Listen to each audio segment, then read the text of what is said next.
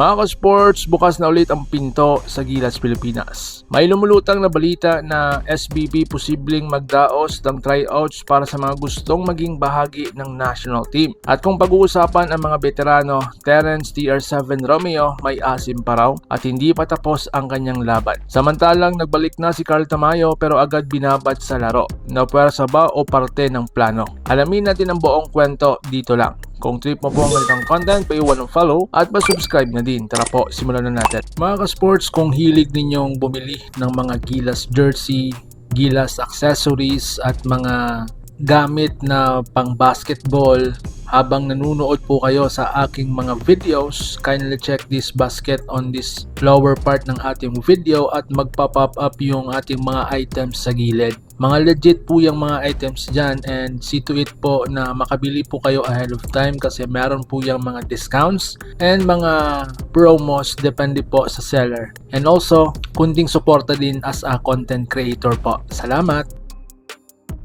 Mga ka-sports, sa mga nagdaang linggo, may mga bulong-bulungan na bukas ang SBP sa posibilidad ng tryouts para sa mga gustong makapasok sa ating national team na Gilas, Pilipinas. Mga ka-sports, officially announced ito ng Samahan ng Basketball ng Pilipinas. Kung makakapili sila ng mga players sa kanilang tryouts, napakalaking epekto nito dahil mas maraming local talents ang mabibigyan ng tsansa, hindi lang UAAP o PBA stars, pati overseas at comeback players. Mas lalalim ang pool na pwedeng pagpilian ng coaching staff kung tutusin, tama lang ito. Lalo na't papalapit ang mas mabibigat na international tournaments. Ang tanong ngayon, sino ang karapat dapat na sumubok? So ngayon mga sports, si Terence CTR7 or mas kilala nating Terence Romeo may asin pa ba? Isa sa mga pangalan na siguradong pag-uusapan kapag may tryouts, si Terence Romeo. Sa kabila ng edad at may injury na dinaanan niya, napakarami pa rin naniniwala na nandyan pa rin ang kanyang shooting touch, may experience international pay, kayang magbago ng momentum sa isang iklap, pero real talk tayo. Ang tanong, kaya pa ba niya ang defensive system ng Gilas? Fit pa ba siya sa triangle at discipline-based system ni Coach Tim Cone? Kaya ba niya mag-adjust sa role player kung hindi siya main option? Kung tryouts ang pag-uusapan, walang mawawala kung susubukan.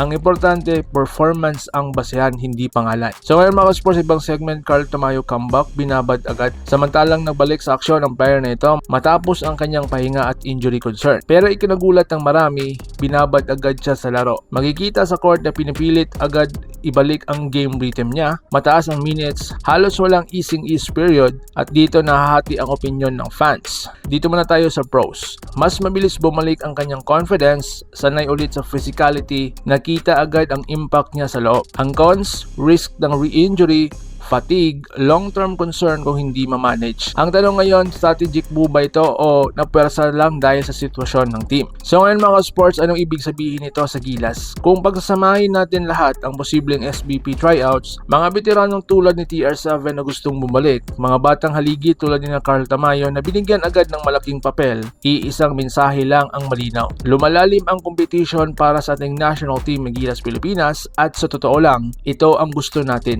Walang automatic slot, lahat pinaghihirapan. Ngayon mga ka-sports, kayo na po ang aking tatanungin. Kung may SBP tryouts, dapat bang sumubok ulit si TR7? Tama ba ang pagbaban agad kay Carl Tamayo? I-comment nyo lang ang opinion nyo sa baba at huwag kalimutang mag-like, share at subscribe para sa araw-araw ng Gilas updates. Sa Laban Pilipinas puso, so paano?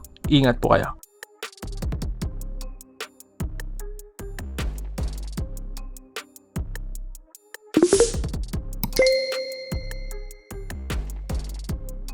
Mga ka-sports, kung hilig ninyong bumili ng mga Gilas jersey, Gilas accessories at mga gamit na pang basketball habang nanunood po kayo sa aking mga videos, kindly check this basket on this lower part ng ating video at magpa-pop up yung ating mga items sa gilid. Mga legit po yung mga items dyan and see to it po na makabili po kayo ahead of time kasi meron po yung mga discounts and mga promos depende po sa seller. And also, kunting suporta din as a content creator po. Salamat!